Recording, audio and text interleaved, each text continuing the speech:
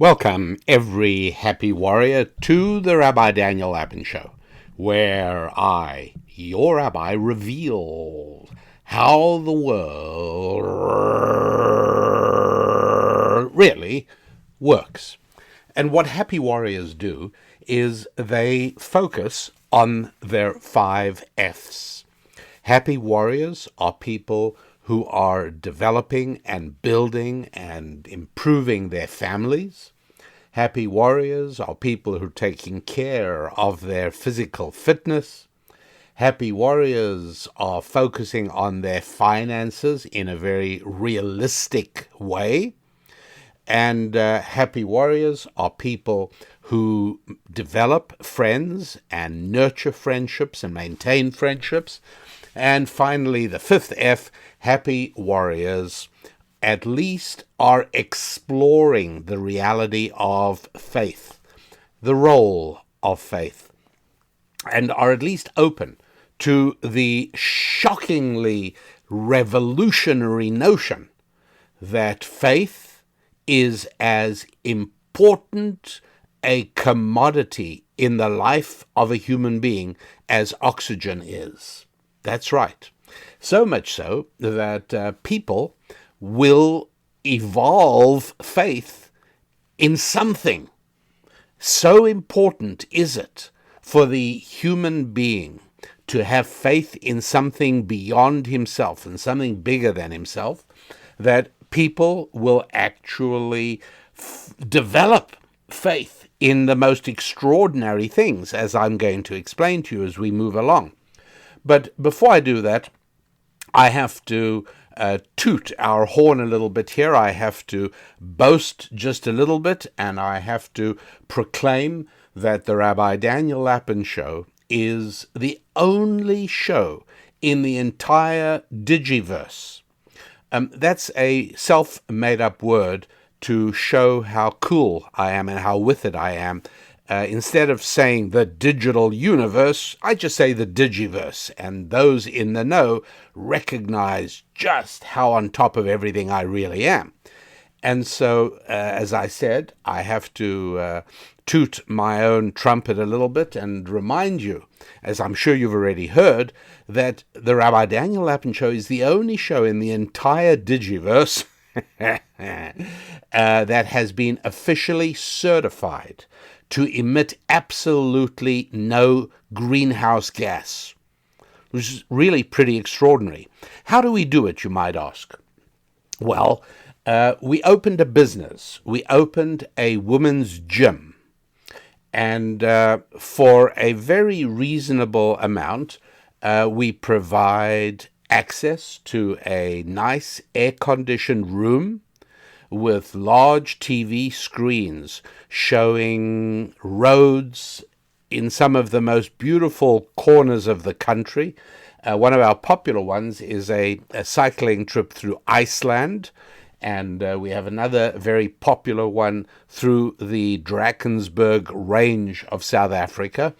And women pay a reasonable sum, enough to provide us with a profit, to ride bicycles, for an hour at a time, and we show how many calories they've burnt off, and they're very, very happy with the service.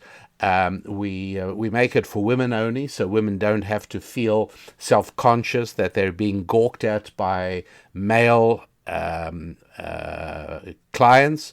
And so for women only. You might ask how we get away with that, and the answer is we don't. We're just hoping not to be sued by some disgruntled male who is kept out of our marvelous gym. Now, I haven't even got to the really important part. Even now you're saying to yourself how wonderful that a podcast should also have a profit-making business on the side, a gym. But you only know half the story. Here's the best part. Instead of wasting all that energy cycling, right? How do these stationary bikes work? Well, they have brakes that are either magnetic or sometimes they're friction bands. And so where does all the energy go that moves from the women's legs who are pedaling? Well, like the conservation of energy says you can't destroy energy, right? Energy has a reality to it. So if the women are putting out energy, cycling away, and we nearly always have a completely full gym of active women, where could all that energy be going? Well, in a normal bike, it is being wasted as heat. The friction band that stops the flywheel from spinning freely and makes the women feel that they're pedaling uphill. And in other bikes, it's a magnetic restraint system where, again, the energy is released as heat. And ordinarily, it's one of the reasons that obviously these gyms have to be air conditioned, because not only do the exerciser people get hot, but they're actually producing heat, which just is totally wasted, right? That heat gets produced by the stationary bike, and then it has to be taken away by the air conditioning system for which you're paying money for the electricity. And no, my friends, here's the best part. You are going to sit back in astonishment at the sheer incandescent brilliance of the Rabbi Daniel Lapin Show Women's Gym.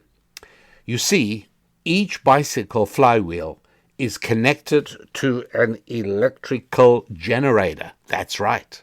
As the women cycle, electricity is being produced. Now, because the gym is not in the same amount of use at all hours of the day, we do have a battery system, a Tesla battery system. It's sort of what's called a wall battery. It's a big battery. And so for periods when the gym is not in active usage, but we may still want to draw electricity, the battery works fine. So there it is. The battery is kept fully charged by women who pay for the privilege of charging our batteries. And it's from those batteries that all the electricity we need is drawn. And so our equipment, our cooling systems, our transmission equipment, our satellite channel, everything powered by this. And so when I say we have been praised by organizations ranging from Greenpeace to Oxfam for our efforts in making certain that no greenhouse gases are emitted by this show, and that fossil fuel is absolutely not being used, God forbid. And nonetheless, the show is here for your entertainment and education every single week at any hour of the day or night. You can thank those hard peddling women who, from the goodness of their hearts, are not only supplying the electricity, but paying for the privilege of doing so. And talking of energy, you will be happy to hear that the problems of energy have been solved. Fossil fuels, right? Nobody wants to use coal and oil. And I'll talk a little more about that before we're done today. And I think everybody also knows the hard and painful and not to mention inconvenient truth that so-called renewable energy, that's wind and solar, they just don't do it. They're incredibly expensive. They are not, by the way, very good for animals. Both the vast amount of desert that needs to be covered with solar cells or mirrors in order to focus the sun's heating rays on a boiler that'll then produce steam, or the spinning rotors of huge wind turbines slaughtering huge numbers of migratory bird species. I mean, let's face it, wind and solar are not without cost. And not only are they expensive in money and environmental factors, but they're also very expensive in financial factors, so much so that in many parts of the world, wind power has to be subsidized by taxation on other regular power sources. So, and I've spoken about this a few months ago on the show, the way California in the United States, California's electricity costs have skyrocketed. You might say, well, why? After all, they've been bringing many new wind farms online. And the point is that wind farms don't even carry themselves. They need to be subsidized out of additional fees on the electricity bill of California users. Obviously, if I was located in California, I wouldn't have this problem because of my eager bicycle peddler electricity generators. But all of this here on the Rabbi Daniel Lapin Show, announced for the first time, all of this is solved. The problem has been completely eliminated. How's it been eliminated? Well, I'll tell you that in about 50 seconds. Because, first of all, I want to recommend that you visit the website, rabbidaniellapin.com. Okay, Rabbi Daniel Lapin. That's one P, by the way. Rabbi Daniel Lapin, only one P, Lapin, and .com. And when you're there, I would like you to take a look at the online course. And one of them is called the Financial Prosperity Collection. And it's an online program. It's 10 hours of video training on the principles of increasing revenue, regardless of where you are, regardless of what you've been doing, regardless of what approved government category of race, gender, or class that you might fit into.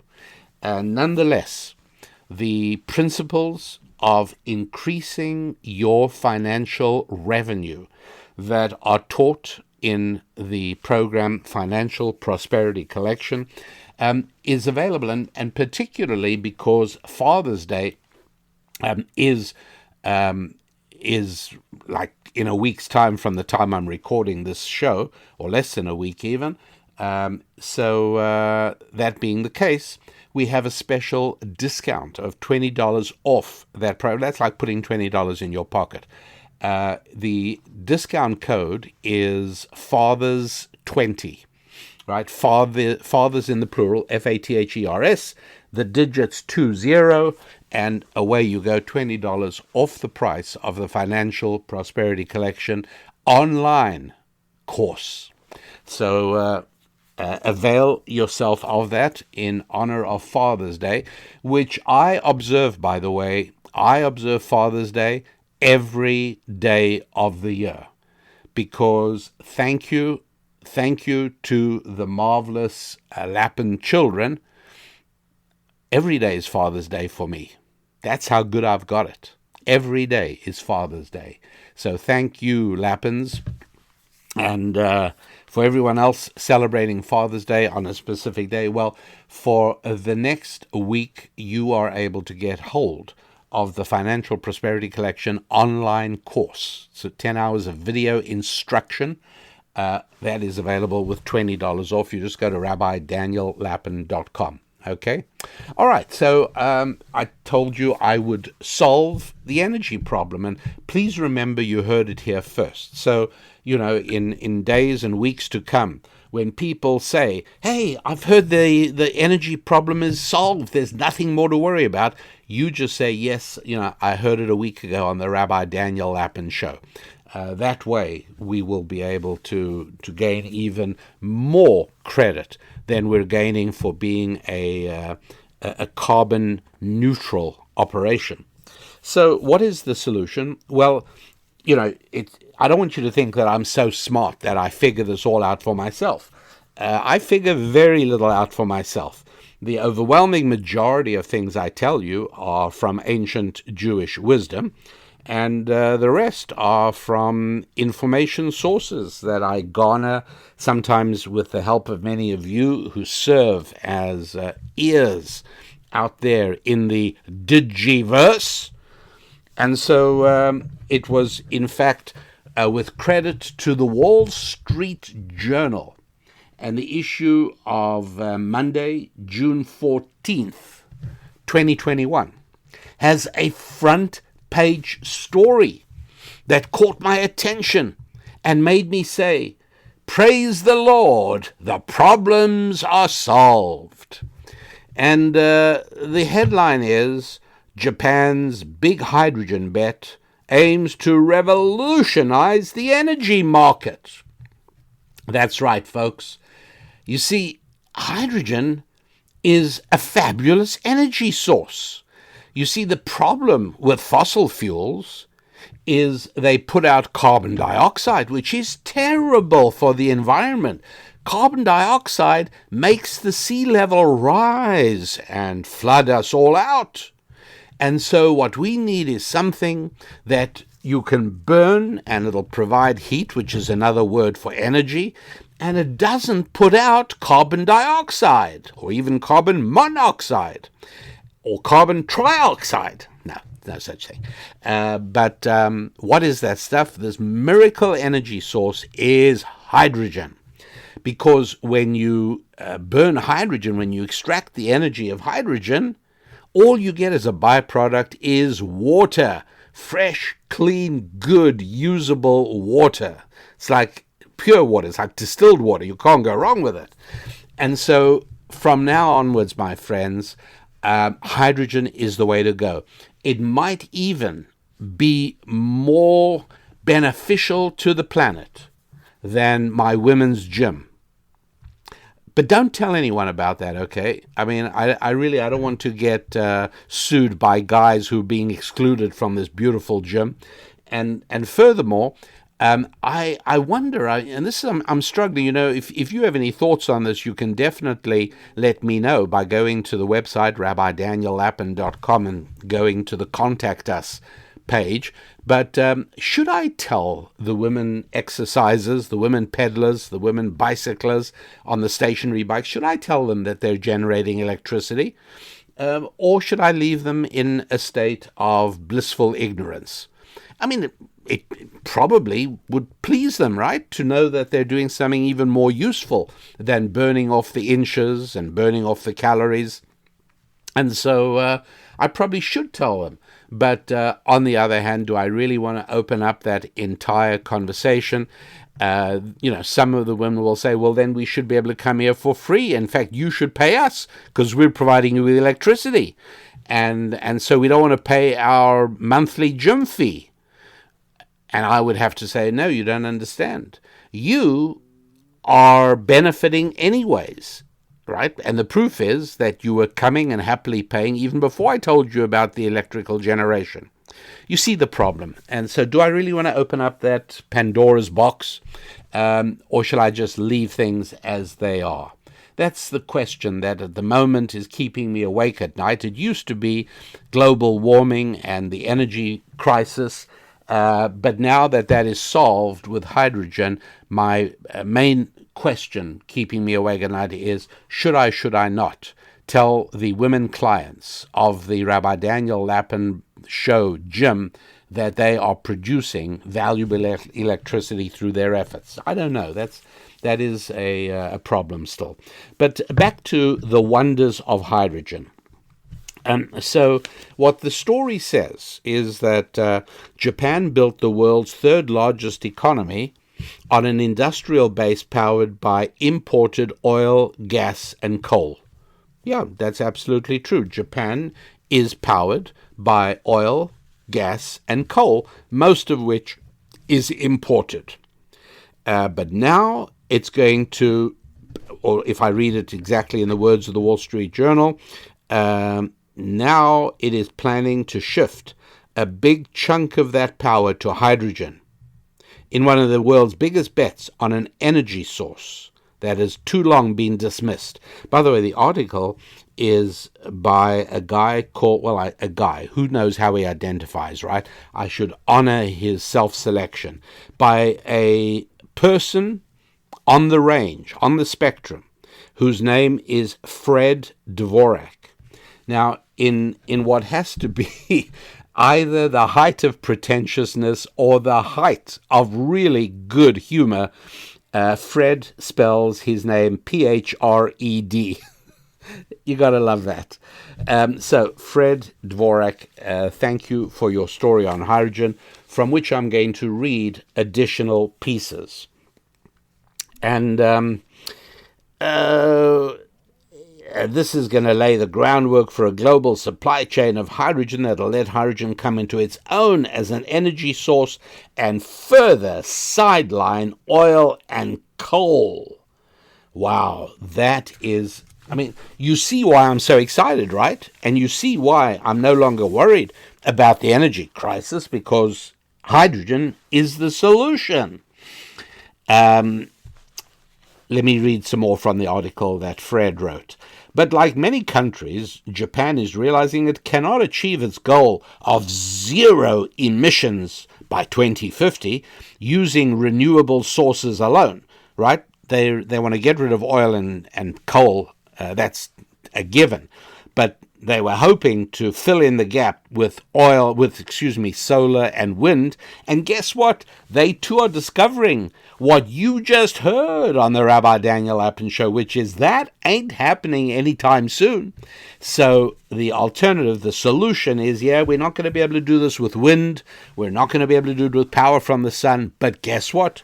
We could do it with hydrogen. And, this is really very exciting. And, how would that work? Well, one way is, of course, hydrogen could be burnt. It's got a lot of heat in it, and you could ignite it under controlled conditions and produce heat, which could then produce steam from boiling water, and that'll drive turbines, just like a nuclear power station does. A nuclear reactor produces heat. The heat is conveyed to a boiler in which there is water, or sometimes other substances are used. I think it's usually water, and that produces steam, which drives a turbine, which is a machine that uses high-pressure steam to produce rotary motion. Essentially, it's blowing from special jets. It's blowing superheated steam onto the blades of sort of a giant fan, actually many, many, many blades of a very, very giant fan. And the fan spins, and the shaft on which the blades are mounted is then attached to a generator, and the generator spins, producing electricity. That's one way of doing it. Here's another neat way of doing it. It's in something called a fuel cell, a hydrogen cell. And the way this works is you pipe. Now, hydrogen is an element that is, it's the lightest element. It's number 1 on the periodic table, and that means it only has one proton and it has one electron. Proton is a positive charged particle with mass, and an electron is a negatively charged particle with theoretically no mass. And yes, we're just going to leave it at that, if you don't mind, for today. And the idea is you pass hydrogen into this thing called a hydrogen cell, and by means of catalysts, these are various substances, usually certain metals, that help make a reaction occur, even though they play no direct role in the reaction itself. That's what a catalyst is. And what the catalyst does is makes the hydrogen atom split up, and the positive charged particle, a positive hydrogen ion, ION, goes to the anode of the battery, and the negative charge of the electron is pushed externally through a circuit. So astonishingly, with no moving parts at all, a hydrogen cell actually directly produces electricity from the hydrogen. So, I mean, better and better, right? And if you switch me off now, if you say to yourself, you know what, 20 minutes is enough for a podcast, I don't have patience to listen to more than that, then I'm afraid I will be leaving you with gigantic misinformation, because much of the impression I've conveyed up till now, I'm going to have to denounce and discredit as we move along. But what I've told you about the hydrogen cell is exactly correct. That is precisely how a hydrogen cell works. And yes, you can produce electricity with no moving parts. Forget about burning the hydrogen, forget about boiling water, forget about driving steam through a turbine, forget about a generator. You just get electricity out of the hydrogen cell. I mean, this is very cool. So you don't have to worry about that solar cell producing very little power, especially on cloudy days. Now you just draw power off this hydrogen cell. Just pipe the hydrogen into it, from a big tank in the trunk of your car. And hey, look, what could be bad, right? This is all wonderful, wonderful news, right? And so, that's just one of the many advantages of hydrogen. Another one is that it can be used in existing power plants with very little modification. Existing power plants are designed to run on coal or oil or sometimes LNG, liquefied natural gas, which comes out of oil wells, right, in the United States, in other parts of the world, Africa. And this liquid natural gas is flammable. It's an energy source. It's wonderful.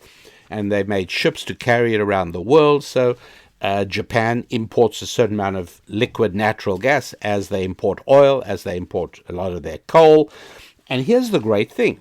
The power plant that burns oil or natural gas or coal in order to produce heat, which will boil water, which produces steam, which drives the turbine, which drives the generator, which produces the electricity, you know what? You don't have to do major modifications to the burner, if you like, at the power station for it to run on hydrogen.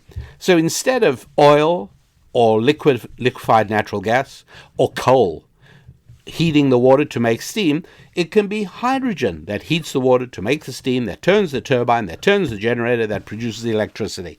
So better and better. I mean, you can understand my irrepressible surge of jubilation as I read the story. It's too wonderful for words. The good news just keeps on coming. Japan is really excited about using hydrogen because they know they're going to be able to reduce their dependence on China, which, as we all know, is the biggest supplier of solar panels and batteries. They're also the biggest supplier of hairdryers, lawnmowers, cameras, and almost everything else. So Japan says, hey, guess what? We won't have to buy solar panels coming from China because we'll just use hydrogen. It's all getting excited. It's all getting very exciting. Hydrogen is going to have to play its part in energy usage if we're going to save the planet. That's something from the International Energy Agency. What else? I'm looking to see what else is the great news here. The reason Japan's so excited about this is that Japan shut down most of its nuclear power plants after a 2011 tsunami caused a meltdown at the nuclear power plant in Fukushima. Again, you know that nobody died from that. You know that it was brought under control. Look, there were many Japanese casualties from the tsunami. The courage and fortitude and uncomplaining stoicism with which the Japanese people rebuilt after that absolutely devastating tsunami 10 years ago, amazing, right? But one of the big tragedies of that tsunami is also the fact that it basically ended Japan's move towards energy independence. Japan was moving towards a fully nuclear electrical industry, and now people were terrified, and so there is great public opposition to nuclear power in Japan. So, that kind of, you'd think, pretty much brings us to the end of today's show, wouldn't you? After all, great news, and it's always best to go out on a high. And so if, in fact, you left me now or I left you, I would be committing a flagrant act of chicanery and deceit, because I've left you with a notion that I've told you the full substance of the Wall Street Journal story from June 14th, and none of that is correct, because there is one crucial little piece of information about hydrogen, well, maybe two or three crucial pieces of information that are buried towards the end of the article, and amidst a whole lot of other statistical data and things that I really think most readers are likely to go through the story without paying attention to one or two teensy-weensy little facts. Let's start off with one. Let me ask you, what does May 1937 suggest to you? Well, a lot of things happened in May 1937, right? It was 2.5 years before the outbreak of World War II. But what else happened in May 1937? How about if I tell you it happened in the state of New Jersey in the United States of America? How about if I tell you it happened at a naval air station just a few miles west of Toms River, New Jersey, just a few miles inland, at this place called Lakehurst Naval Station? And it was, I think, May 6th, 1937. I think it was the 6th of May. If I'm out only by a day or two. And a German airship by the name of the Hindenburg, built by the Zeppelin Company. The Hindenburg arrived, and while it was still a few hundred feet off the ground, it dropped. Maybe it wasn't a few hundred feet, maybe it was less than that, but they were still high off the ground, and inexplicably, fire broke out. It's still not altogether clear, and the thing just ignited in a huge fireball and an explosion, and 36 people lost their lives. A lot of people are injured. I mean, people fell from the sky out of this machine. The Hindenburg, by the way, it carried the swastika insignia on its tail, and it was welcome. Now, I mean, nobody said anything because World War II hadn't broke out yet. But by 1937, Adolf Hitler was already securely in power with the Nazis in Germany. But the mood in the United States at that time was somewhat isolationist, in the sense that, and by the way, I'm not wrongly necessarily at that point, basically saying, the problems of the old world, not our problems. So the Hindenburg, by the way, this thing, just to give you an idea, 800 foot long, right? The sight of it must have been incredible. And there's newsreel footage where you can see this. When I tell you it's 800 feet long, now, for many people, there are a lot of people who don't even know how long a football field is. There are people who don't know how long the block they live on is. So how long is 800 feet? Well, to give you an idea, the biggest passenger airplane ever built, called the Boeing jumbo jet, the Boeing 747, in its largest iteration is 250 feet long. 250 feet long. So three of them, nose to tail, lined up, still wouldn't be quite as long as the Hindenburg was. And it was appropriately large in diameter. Right, a big, gigantic sausage. And this thing blew up. Why? Well, because it was carried aloft. It was an airship. It was a lighter-than-air machine. It was carried aloft by being filled with hydrogen. That's right. Hydrogen burns. Hydrogen is explosive. And again, at the back end, this could be a little bit of a problem.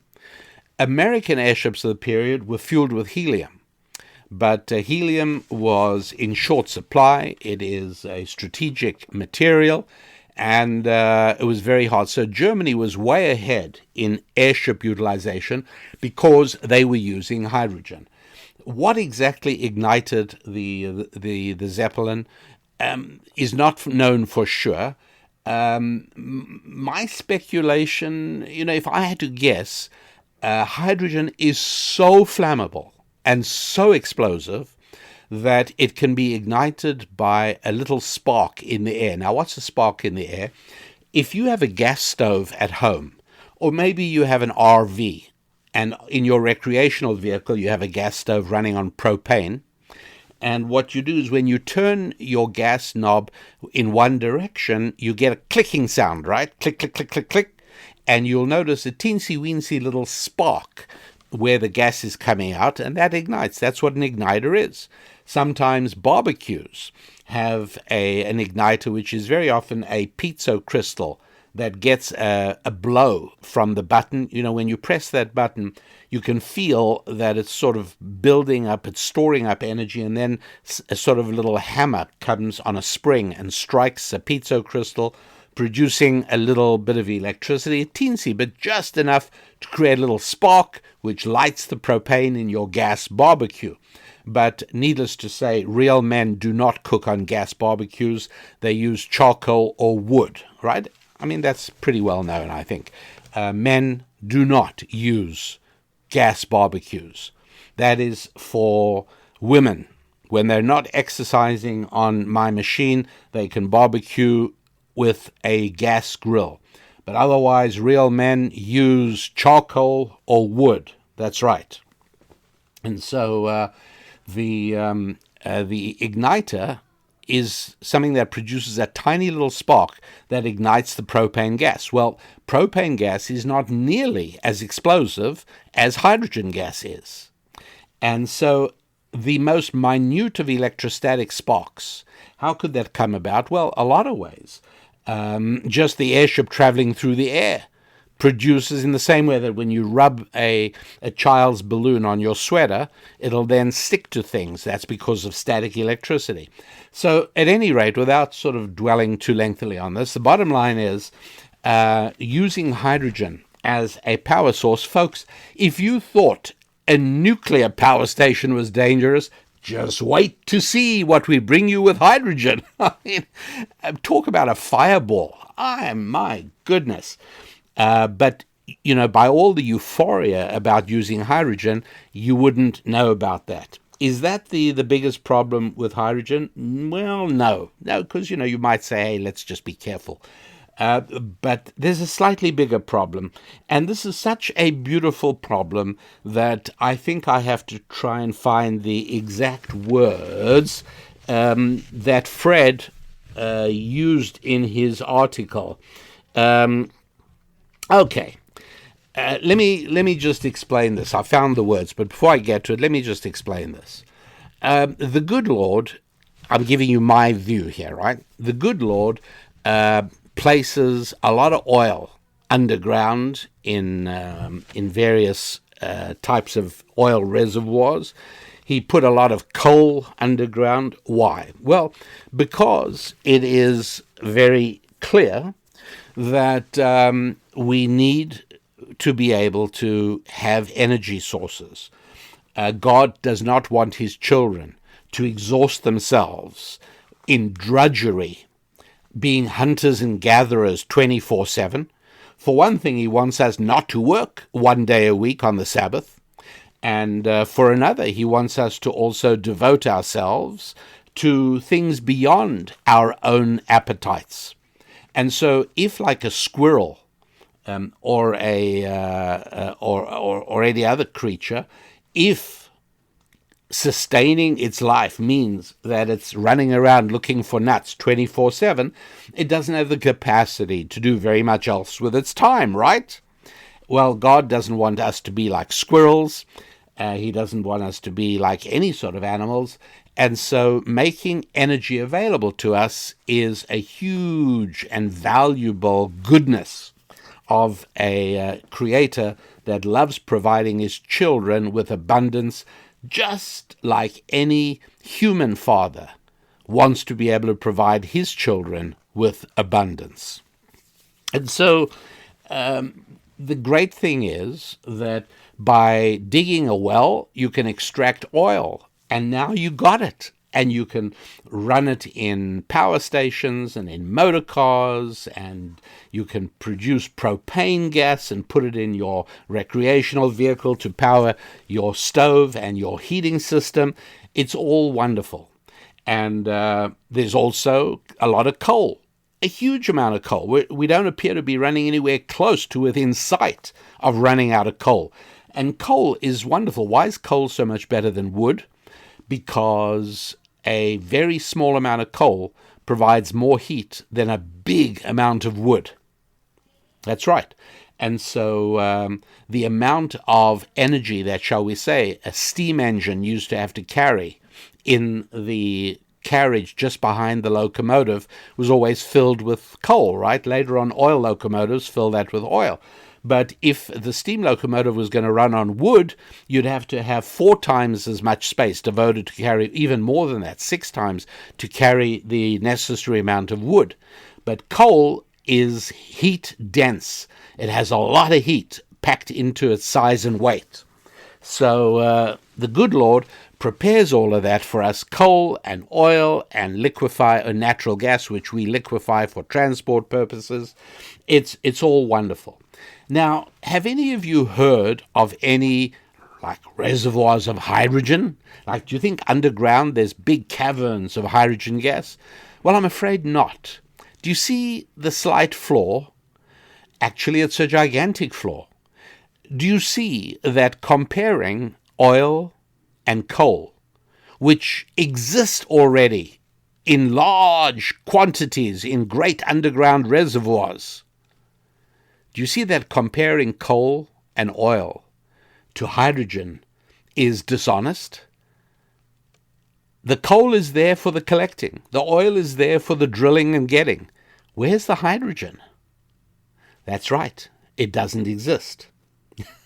So now, tucked away in the back of the article, tiny little note here, which I really don't think most people even read in their jubilation at having discovered that hydrogen is going to fuel our futures. Well, here's the little sentence. I'm reading again from Fred's, P-H-R-E-D, Fred's article in the journal. A key problem is that hydrogen is not found by itself in nature, which means it must be extracted from other compounds, such as water or fossil fuels. By the way, that means oil and coal. That takes a lot of energy. More energy goes into producing hydrogen than comes out when that hydrogen is consumed. Did you hear what I just said? Do you realize that, yeah, of course you do, because you're happy warriors and you're regular listeners of the Rabbi Daniel Lappin Show. But do you realize what this has just said? What this has just said is that everything else in this 2-page article, a page in the Wall Street Journal, is pretty substantial. This, in every word, is wasted. You may as well trash the whole article, because it's all nonsense. It's all based on a fantasy future where somehow or another we're going to find a good, easy, cheap way to produce hydrogen. But right now, did you hear what it says? It takes more energy to produce hydrogen than hydrogen actually can supply. This would be like saying that it takes much more energy to pull a gallon of oil out of the ground than that oil supplies. Well, then you've got a negative running system, right? Because if you've got a pump running on oil that pumps oil out of the ground, then it's going to soon grind to a stop, because each gallon of oil brought to the surface will not power the pump for long enough to pump another gallon out.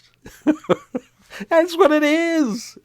I mean, you'll pardon my amusement here, but when the religion of the left trips over its bootlaces, Lappin laughs. That's all there is to it. I'm sorry. No, I'm not. So, shall I continue? Okay. So, the article, at the end of this little note saying, by the way, it takes more energy to produce, because there's no reservoir. It's not like you can go and get hydrogen out of a hole in the ground. It doesn't exist. You've got to create it. You've got to go through a quite complex process to extract it from, well, yeah, coal and oil, or water, which takes a huge amount of energy through electrolysis. And it uses more energy than it produces. That means it's useless. So the whole article is nonsense, but it carries on. The most common ways of making hydrogen, by extracting it from natural gas or from coal, actually also produce a huge amount of carbon dioxide. So the long-term goal, which was to use hydrogen to produce green electricity, not only costs more money to produce than costs more energy to produce than it gives, but it actually produces a whole lot of carbon dioxide, more than burning the coal or the oil in the first place. So makes sense, right? Because there's multiple steps here. Use the coal and oil to produce energy, to produce carbon dioxide, to produce hydrogen, well, which you will then use to burn in a power station. Yeah, the end result of this whole thing is more fossil fuels and more emission gas than would have been done if you just burned oil and coal in the first place. But the problem is, so then they say, well, maybe we can produce hydrogen by using solar and wind power. And they answer that and say, yeah, it's too pricey. The cost of solar and wind power electricity is so expensive that it's non-feasible to use for making hydrogen. So there you go, my friends. It's generating. Here's the last thing I'll read again, tucked into the back of the article. Generating electricity from hydrogen in Japan would cost around 9 times more than using coal. Get it? So can you imagine this working for Japan? That their energy costs would go up by nearly 10 times? Right? If you think about the economics of energy and the role that energy plays in an economy, I think you'll see that that if a samurai, a giant samurai, issued an unconditional order that Japan must now run exclusively on hydrogen, the Japanese economy would shrink to about the size of Ouagadougou, the capital of Burkina Faso in West Africa. That's about how big Japan's economy would shrink to if an edict went out to use hydrogen. So there you get the idea. So what is going on here, actually? What is really happening? And it's worthwhile spending a moment thinking about that. So, my dear happy warriors, what the question that we all are asking ourselves right now is, is your rabbi such a brilliant guy that he sees the flaw that nobody else gets, right? Nobody else gets it, right? I mean, the Wall Street Journal, right? Much more prestigious than I am. And they printed this story, so it must be true, right? Well, it is. If you read the whole thing very carefully, and you'll see all this, I mean, really, I don't know how many column inches, probably 30. It's a big, big story. Fills up more than a page. And if you read it all the way to the end very, very carefully, you'll see that it's a nonsensical article. It builds up hydrogen. It's going to be so wonderful. We can stop the rise of water level in the oceans, and we can stop using coal and oil and gas, and we can reduce our emissions to 0 by 20, whatever. And all we got to do is use hydrogen.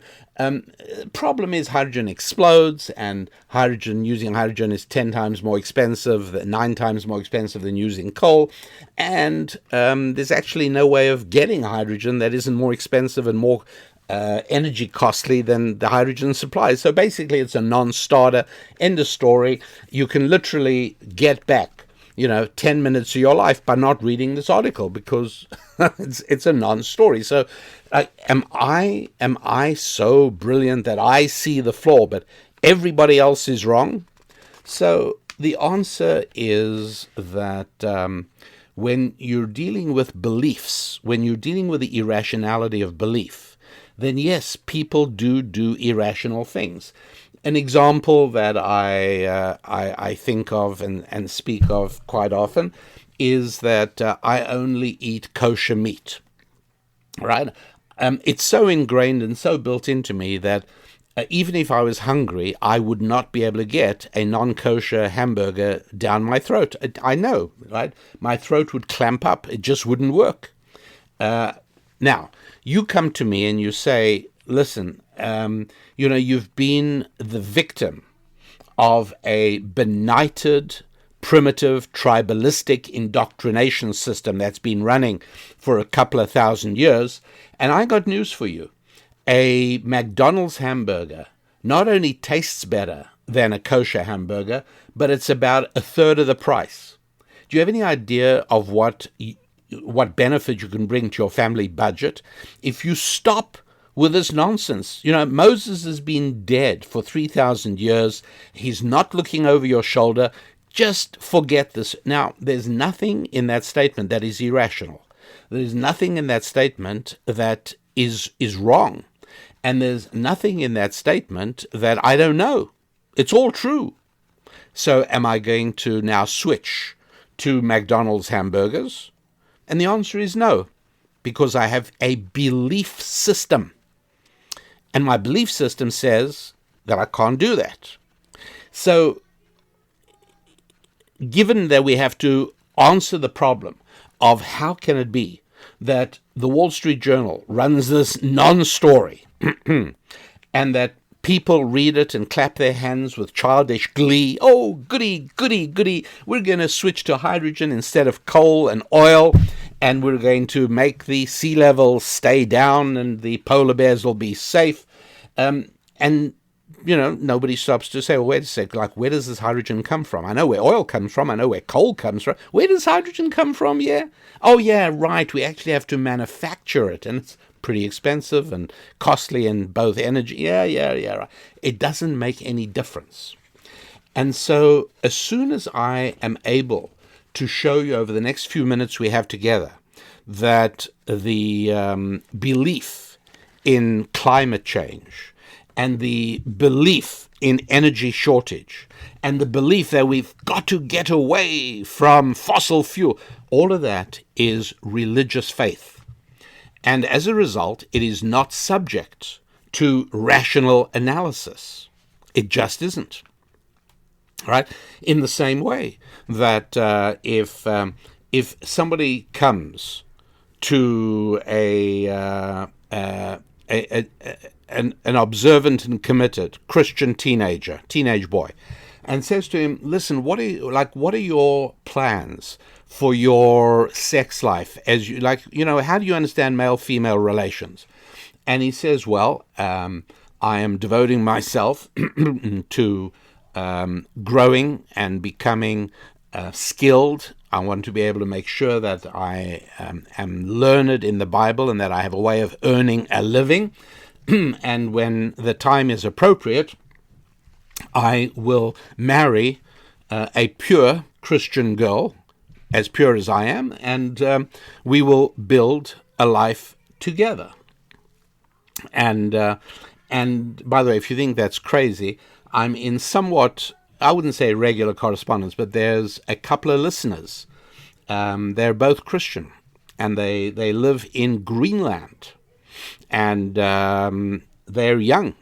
I don't think either of them is 20 yet, but that's what they're doing. They're preparing to marry one another, and in the interim are absolutely pure. That's it.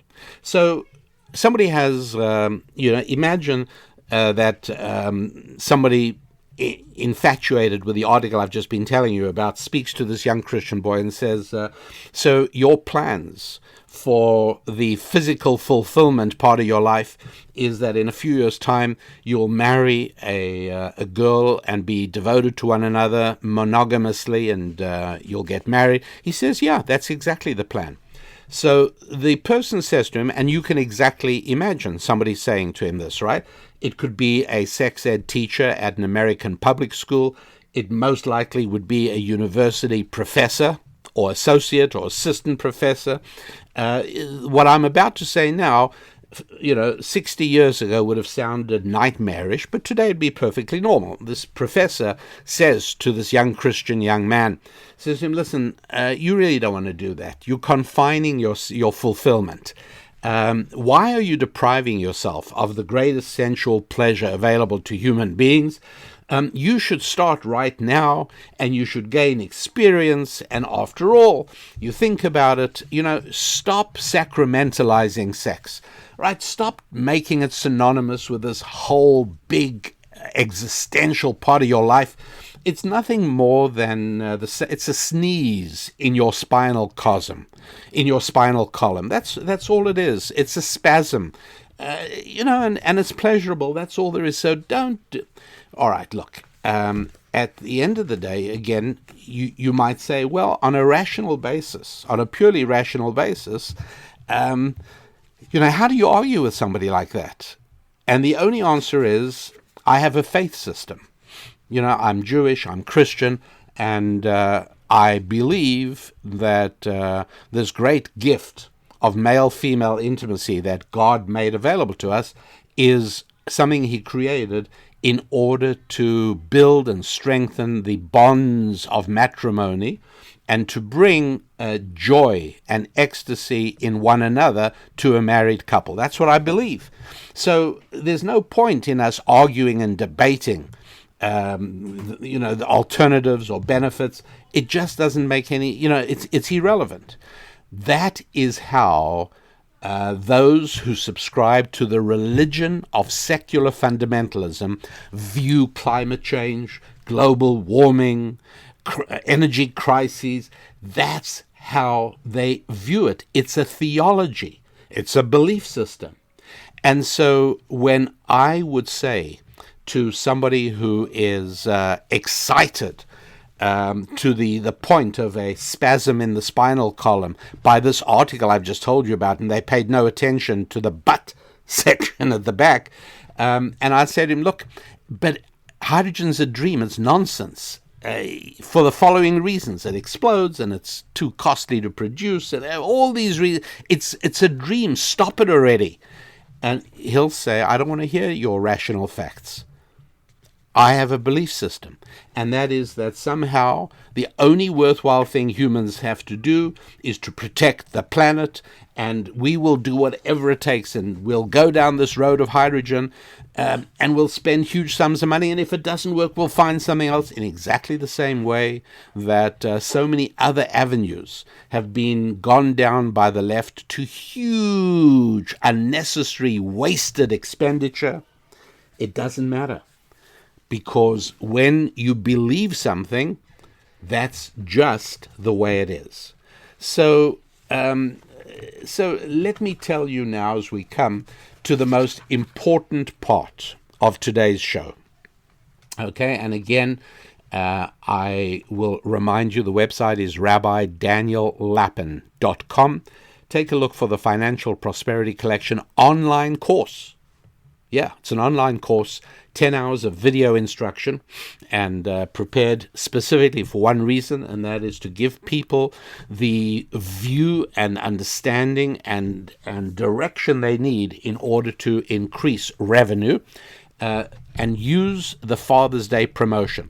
When it's time to enter the discount code, put in Fathers, that would be P-H-A-T, no, Fathers, F-A-T-H-E-R-S, 20.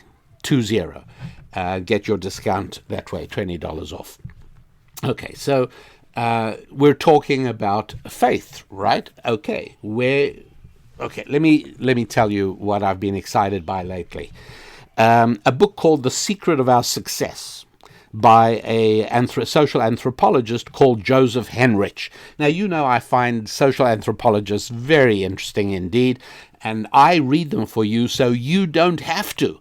Right? Not only are we saving energy on this podcast, but even more importantly, much more importantly, because God gave us energy to save time, I'm saving you time. So the secret of our success, right? What he's looking at is, again, this great question of why it is that Japan, that has followed the Western tradition since World War II, is more successful than Burkina Faso in West Africa, in spite of the fact that the latter has more natural resources available than Japan does, which has to import oil and coal and iron. And Japan has to import everything. and yet they still built the world's third largest economy. Why? Because they know the principles of how to make money. Right? Now, I don't teach what nations have to do. There's a lot of material available on that. I teach what individuals have to do to increase revenue. That's the Financial Prosperity Collection, the collection of 10 videos I've been talking about. But sociologists like Joseph Henrich, the secret of success, that's what he's looking at, what makes for success in some cultures over others. There's also, he participated in another project called The Puzzle of Monogamous Marriage.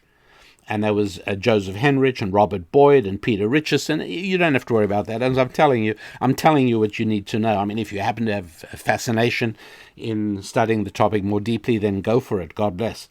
But essentially, what they are saying is that, first of all, monogamous marriage seems to be an absolutely fundamental precondition for a successful culture.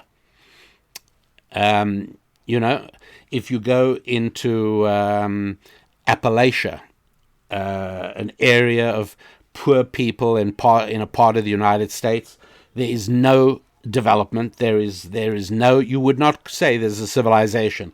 Let's put it this way: nobody would risk drowning in the Mediterranean for the chance to go and live in Appalachia, but they would to go and live in France or Switzerland or Germany or Sweden or Norway.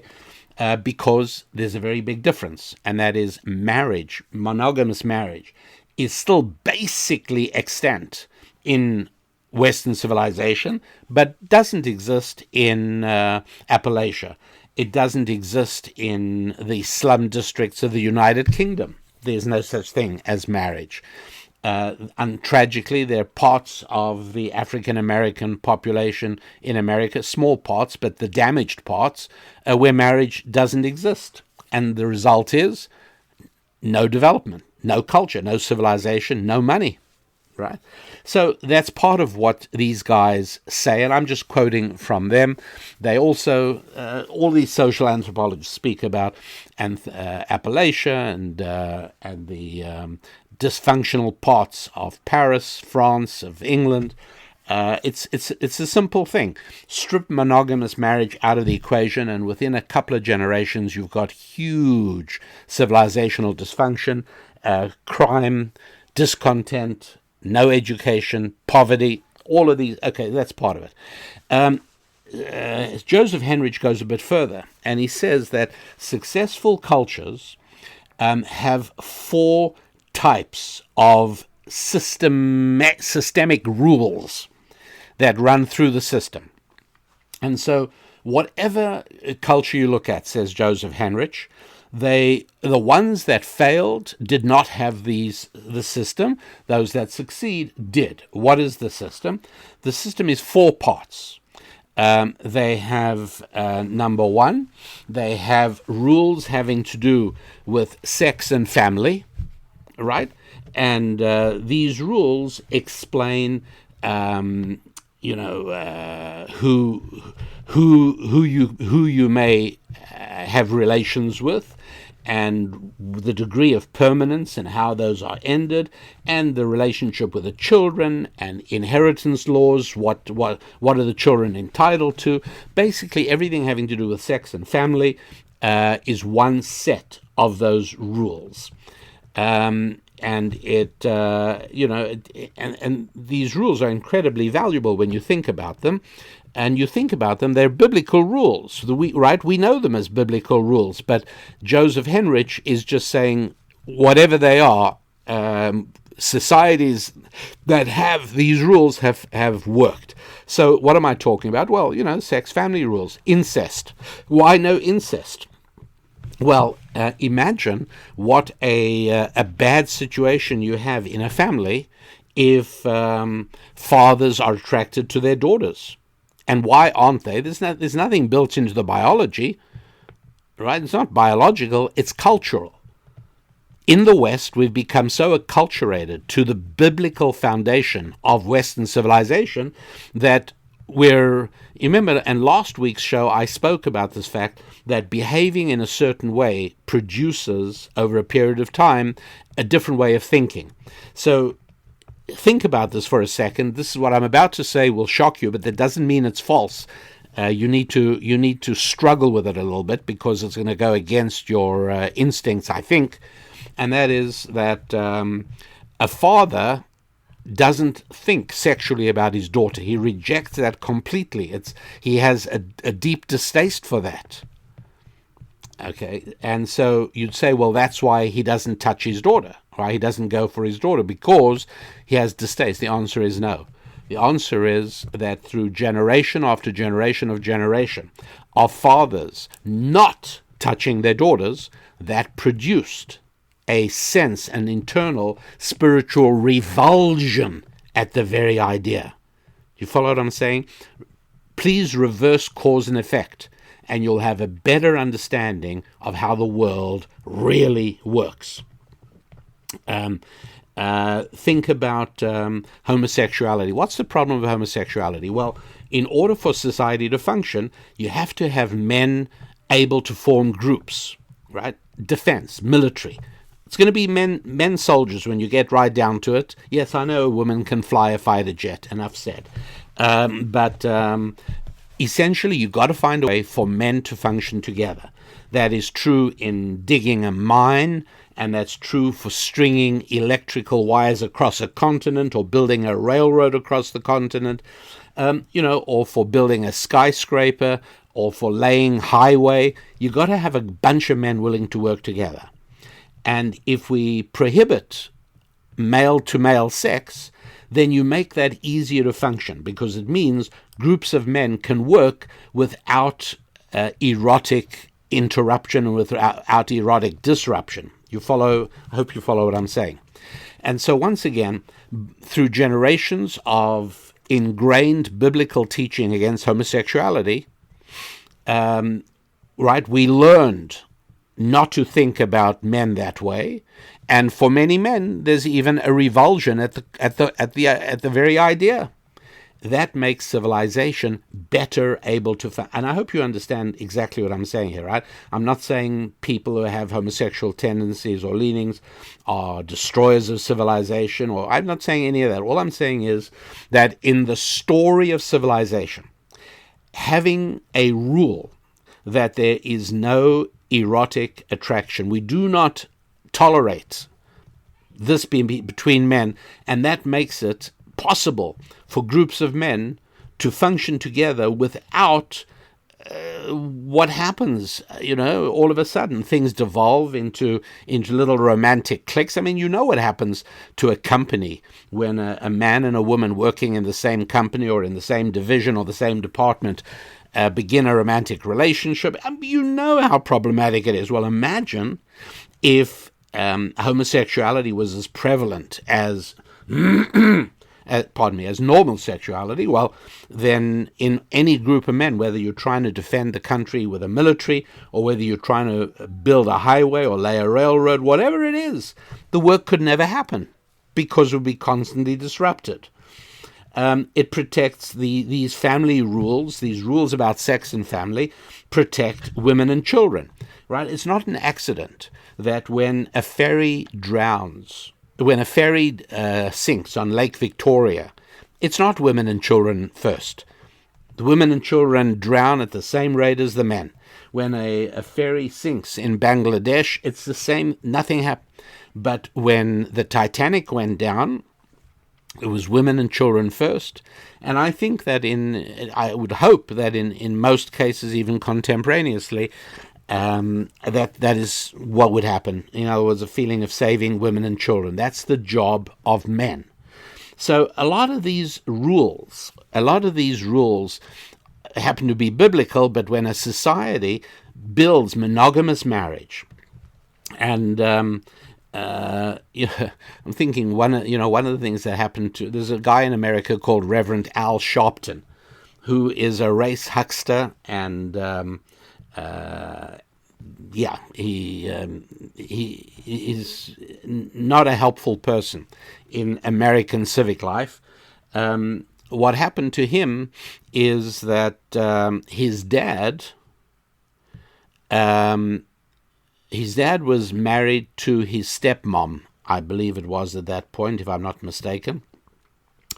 And she had an 18-year-old daughter. And so Al Sharpton's dad started an affair with Al Sharpton's stepsister. And then he left the family and went off and set up house with his stepdaughter. And it leaves people feeling weird. The whole Woody Allen scandal, right? Did it happen? Didn't happen? And yes, it's not a blood relative. It's not his actual daughter. Neither was it with the Al Sharpton story.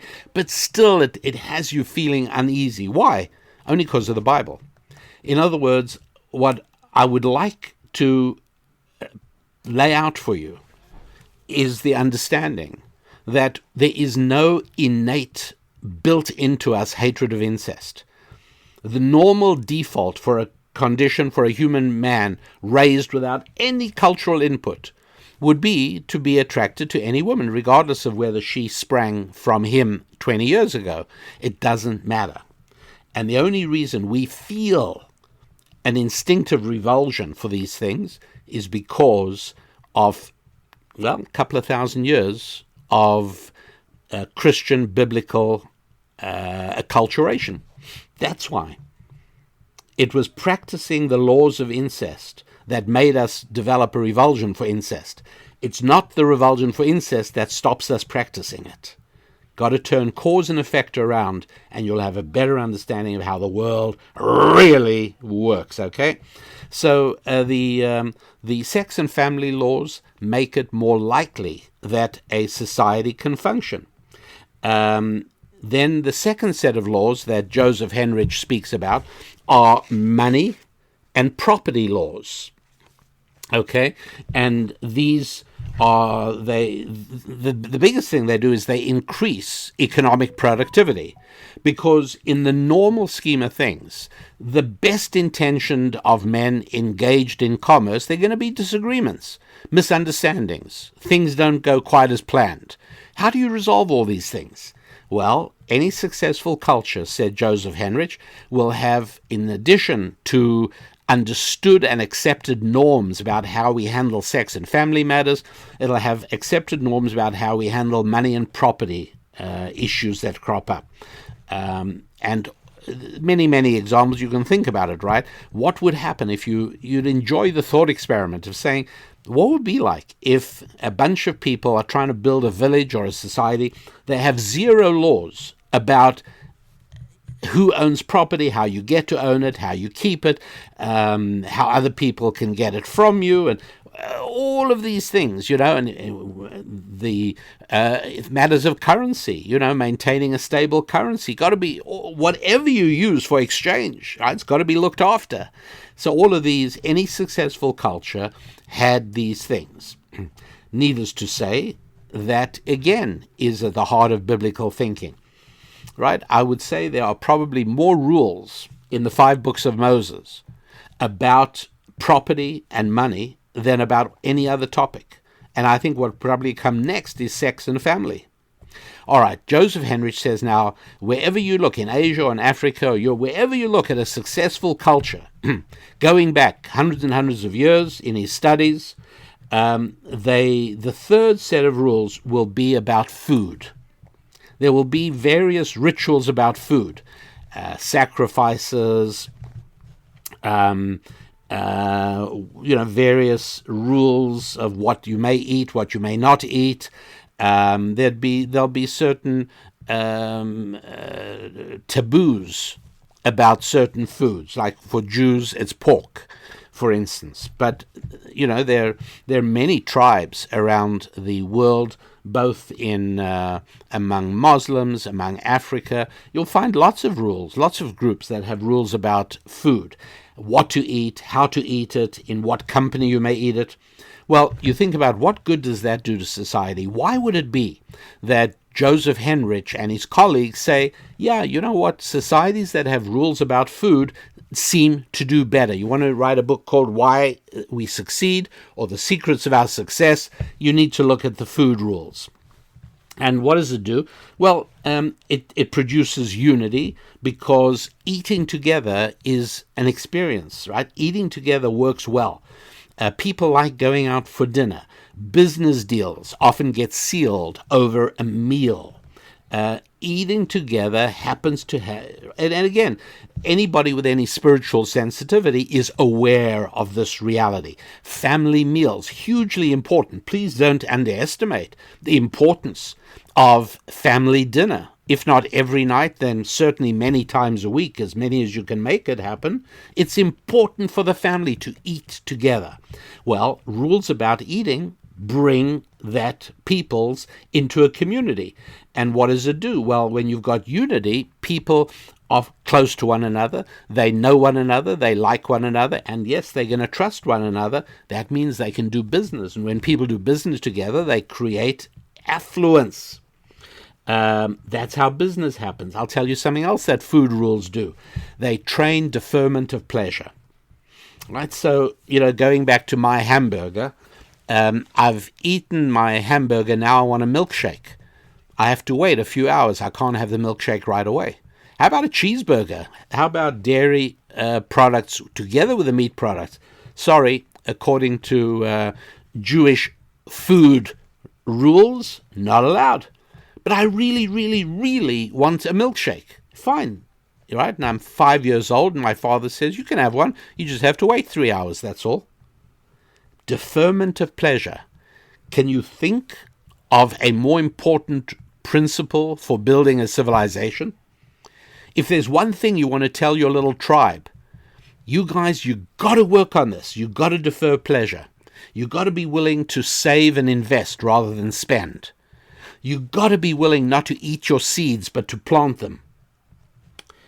And because these rules, including the first set of sex and family, and this third set of having to do with food, they tend to discipline the appetites. And that's a very big deal. You discipline the appetite. It's hard to do, let's face it. That produces a feeling of shared comradeship and community. You know how it is that men who have served together in a military unit in combat, they have an unbreakable bond. Right now, there are not so many men left who stormed the beaches of Normandy in June 1944. But those who, they used to meet regularly every year, because the bonds of a shared challenge are very, very big. When you set your children a group challenge, you not only get the job done, but you're also building family. Because your children tackling something together, well, that helps to build a relationship between them. And so when a group of people share the hardship of control on appetites, that's a big deal. It's a very big deal. It has an enormous impact. I want you to see how these 4 rules that Joseph Henrich recognized help the development of a civilization. The fourth and final one is living rituals. How to dress, how to greet others. Do you shake hands? Do you not shake hands? Do you rub elbows? Basically, the day-to-day things, like even things like, should we pray or not pray? All of these things would fall into sort of day-to-day things. How do they help us? Well, these daily rituals, including prayer, take away alienation and guilt. I don't feel like an intruder in this world, because every morning I thank the good Lord for everything. So I feel like, hey, I'm a partner here. I'm part of this. I'm not an intruder. And so these things also help us understand the importance of a social hierarchy. I pray to God, right? And that's me and God. That's what I do. That's one of the reasons that in a Jewish synagogue, men and women sit separately. Because it's not me and my wife, or me and my girlfriend, or me and my 3 wives. No, it's nothing like that. It's me as an individual. I'm talking to God. That's me. So this fourth category of the living rituals, the day-to-day rituals, tend to remove alienation and guilt and make it possible for somebody to live fulfillingly. And it also reminds us of the importance of the individual and the importance then of the family, and then after that the importance of the community, and then the importance of the society. There is a strict hierarchy, and it's something worth understanding. It's society isn't the first thing. The first thing is I have to stay alive and look after myself, then I've got to look after my family, and then I've got to look after my community, and only after that, my society. Needless to say, secular fundamentalism treats it in the reverse. The state is all important, right? That's the big difference. So use of energy, by the way, perfect example there. I don't feel guilty about using energy. The good Lord gave it to me. It's meant to be. I'm not supposed to walk to the grocery store. I'm supposed to jump in my car and use half a gallon of gasoline in order to do it, because that buys me time of my life that hopefully I'll be able to use more productively and more effectively and maybe more spiritually, right? So all of these things are really important. Now, I just want to point out a couple of things. First of all, the code of Jewish law is kind of interesting. Would you believe it's broken down into 4 parts? The first part, in Hebrew, by the way, is known as the Even HaEzer, and that part is all about sex and family. And then its second part is called Choshen Mishpat, and that has to do with money and property. You see what's happening here? The third part has to do with food rules. That's called Yoredea. And the fourth part is living rituals. That's called Orach Chaim. So to become a rabbi, you have to get smicha, that's the Hebrew word for ordination. And if it is a valid and worthwhile ordination or a valid smicha from a great rabbi, he will examine you. He will literally test you on how well you know Orach Chaim and Choshen Mishpat and Yoredea and Even HaEzer and Orach Chaim, how well you know these 4 sections of sex and family, money and property, food, and living rituals.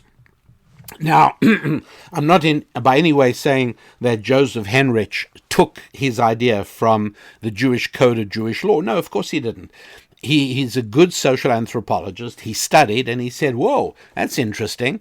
And he'd probably be absolutely fascinated to hear that the long-running anthropological experiment of the most productive and effective civilization ever known, called the Judeo-Christian Bible-based civilization, to which people from all over the world vote with their feet, getting to come to be part of.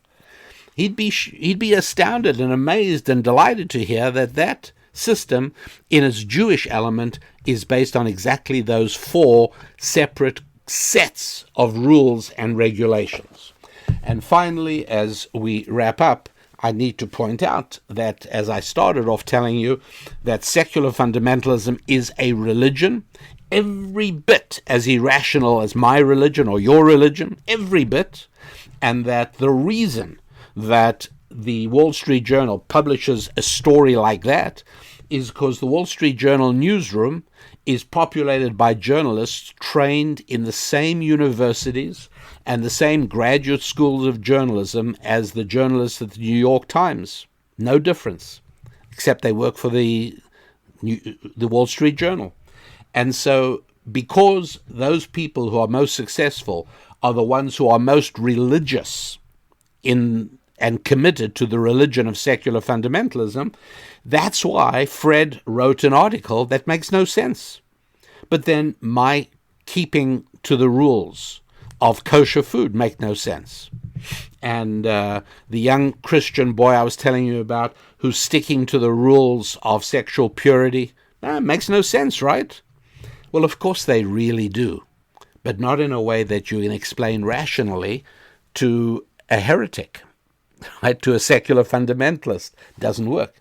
And so please know that in the same way that Jewish culture is based on these four principles, and Christian culture in one way or another is based on these four categories, and as Joseph Henrich says, all successful cultures around the world have these four sets of rules or rituals or regulations.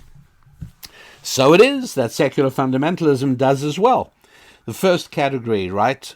Sex and family. All right, well, their rule is that it takes a village to raise a child, not a family. Their rule is that it's society that's important, not the family. And so they have rules within this category under sex and family. Their rule is no family.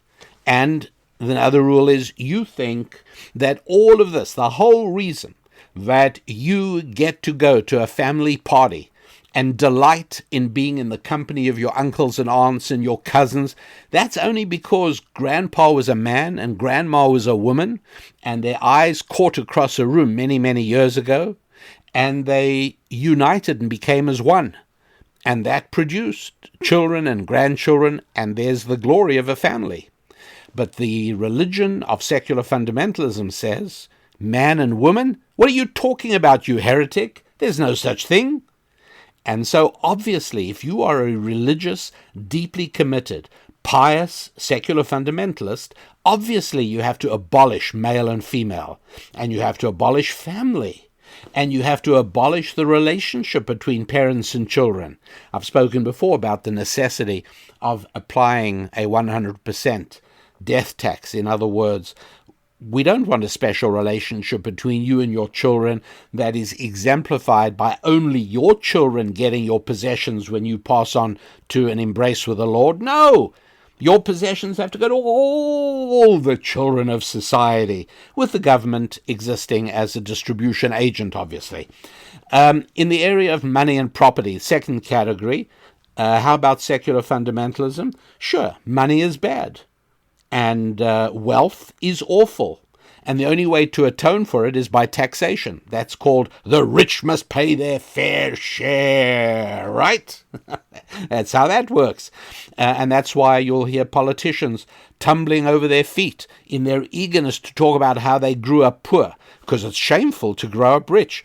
You know, if you were lucky enough to be raised by a man and woman married to one another who did well and saved and invested and built up assets and became affluent, and you want to go into politics, you better conceal that. You have to come up with a story about having grown up in a broken home with a single mom in poverty. That's because the religion of secular fundamentalism glorifies the absence of money.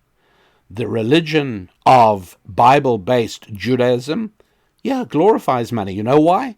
Because there's only one way you get money. If you didn't forcefully confiscate it from someone else, the only way you got money was serving that other person, and God wants us to serve his other children.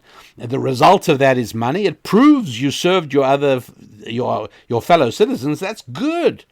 But no, the religion of secular fundamentalism, no, affluence is bad, and poverty and virtue go together. What are you talking about, Rabbi Daniel Lappin? Really? Yes, really. San Francisco passed a law called Proposition 47. Property on my mind. Proposition 47. You know what it says? That stealing anything up to $950 is not an issue. Right? It's not a felony. It's just a little misdemeanor. It's not a big deal. So shoplifting in San Francisco got so bad that stores are closing. Walgreens has closed, I believe, 17 branches in San Francisco, and the reason is very simple. They steal, right? Shoplifting is out of control. They can't run the store to profit anymore. Why? Because the district attorney of San Francisco and the people of San Francisco believe that poor people are virtuous. They can do no wrong. There's an actress, terrible actress, but she's an actress called Cynthia Nixon, who can't decide if she's an actress or a politician. I think she tried to run for the Senate in the state of New York. It doesn't matter. Bottom line is, she attacks any store that tries to prosecute shoplifting. She says, poor people have a need for the basics of life. That's really what she said. That's what happens when you are a secular fundamentalist. You you believe that anybody clinging to their property is evil and anybody should be able to have things. I wonder how she would feel about a suggestion that she stocks up her fridge and freezer and opens up her fancy Upper East Side co-op in New York, telling people, hey, come get. Would she do that? Well, according to all latest reports, the answer is no. And so money and property, yes. In my religion, there are rules and regulations about money and property which have created the most affluent and prosperous and successful society in history. But the religion of secular fundamentalism also has rules, pretty much the opposite of mine, but they are rules nonetheless. And if you violate them, if you even suggest that much of poverty is caused by dysfunctional behavior and bad values on the poor, any suggestion that poor people are in any way complicit in their own misfortune can get your life destroyed today, because the dominant state religion in the United States of America is secular fundamentalism. It's Christians to the catacombs. Well, I told you of 4, and I've told you 2, right? Sex and family, how secular fundamentalism has its rules. Secular fundamentalism has its rules about money and property. Third category is food. Secular fundamentalism has its rules about food. Locally sourced. You must only eat locally sourced food. Like what? Why? I mean, I can come with all kinds of proof, rational, true facts that it's nonsense that there's any value to anybody at all with locally sourced food. It doesn't matter. It's a religious doctrine. I mean, you'll see it on restaurant menus nowadays. Locally sourced produce. Who cares? As long as it's good produce at a good price, does it matter that it came on a truck from the next state or from another country by airplane? Of course not. But when you're dealing with religion, facts and rationality don't matter at all. It's all religious faith. And so, in order for a culture to last, it must have rules about food. That's category number 3. So don't be surprised. Secular fundamentalism has its rules about food as well. There are many, many of them. I'm just giving you a couple of them. Locally sourced is one. A tendency to believe that vegetarianism is more moral, that it's somehow better, that's another. No organically modified foods. Right, we've got to stop. Organically modified foods is one of the reasons that nobody is starving. Right, there's a lot of food being grown. That's because of genetic modification. It's a good thing, not a bad thing. It doesn't hurt people. But people believe in the devil, in Satan, they do. And I believe in the evil inclination, what Job in the Old Testament encountered as Satan, or what Adam and Eve encountered as the serpent. But the religion of secular fundamentalism has it as well, right? And it's carcinogens, and it's what will happen to you if you violate the rule of genetically modified food. Yeah, there's all kinds of rules. How about another part of secular fundamentalism? That when you go to have a restaurant meal, it's okay to spend $60 on a bottle of wine or more. Like, what's this? It's grape juice, my friends. It's grape juice that's stuck around for a while. Right? How about apple cider? Anybody charge $60 for a bottle of apple cider? They laugh at you. Or how about some fermented orange juice? No. But $60 for fermented grapes? Yeah, that I'll do. Why? Well, I'll tell you why. Again, only because of a collective primal memory that the Bible speaks about wine. And that right at the very beginning, Noah, after the flood, got intoxicated on grape juice, wine, fermented grape juice. That's the only reason. But you see, it's part of secular fundamentalism. They create a ritual around the wine.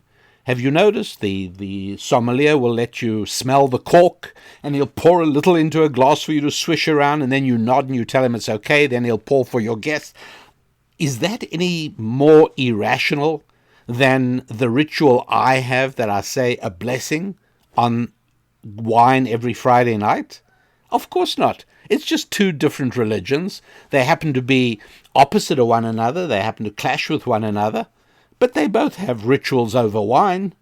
No difference. And a lot of rituals about food. Right? Is the rule that you must eat locally sourced food, is that more ridiculous than mine that you mustn't eat a cheeseburger? It's religious rules. End of story. And lastly, living rituals, right? Joseph Henrich identified living rituals as the last category, and we have that as well, right? I have, I pray, I give charity to people, I connect with people. In the religion of secular fundamentalism, I think that obeying the government, people get a deep sense of virtue, right? They escape alienation and guilt by wearing masks, even when they're not necessary. But in every way, government is automatically right, in the same way that I believe God is always right. It's exactly the same.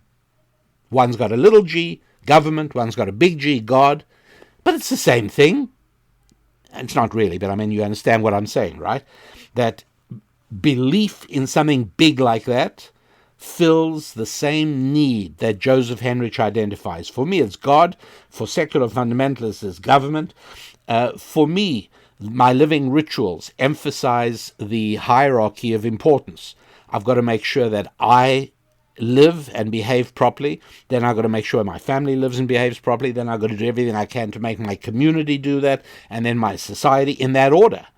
But the living rituals of secular fundamentalism encourage the other way. Society first.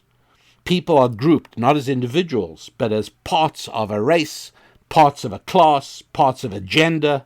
It doesn't work like that in the way the world really works. So, my friends, that is the idea. And so when you ask me why I point out the fallacy of the Wall Street Journal's story on hydrogen, it's because it was written by a high priest of secular fundamentalism, not by a scientist. Actually, even scientists today become secular priests of secular fundamentalism, and that's obviously a part of this whole story. But it is as far as we're going for today, and a special prize for those of you who have stuck with me all the way to the end. Have you? If you have, let me know. Would you go to RabbiDanielLappin.com? There's an About Us tab. Click on that, and the drop-down will give a Contact Us. Tell me if you do listen all the way to the end, not in one fell swoop, but that's the great thing about a podcast. You can pause it and come back to it another time. So how many people actually do go all the way to the end of a podcast like this? And in many ways, it's the end that makes the beginning make sense, all right? Because I told you many, many distortions in the beginning of the show, which now I hope become clear in the sense that, that gym where I've got these women peddling away. Well, enough said on that too. I am your rabbi as always. Appreciate you being part of the show. Thanks for spreading the word on the show. You're doing great, and I appreciate that. And I wish you a wonderful week, focused on your 5 Fs. Please, regardless of the storms that swirl turbulently around the foundations of our lives, focus on your faith, on your family, on your finances, on your friendships, and on your fitness. I'm Rabbi Daniel Lappin. God bless.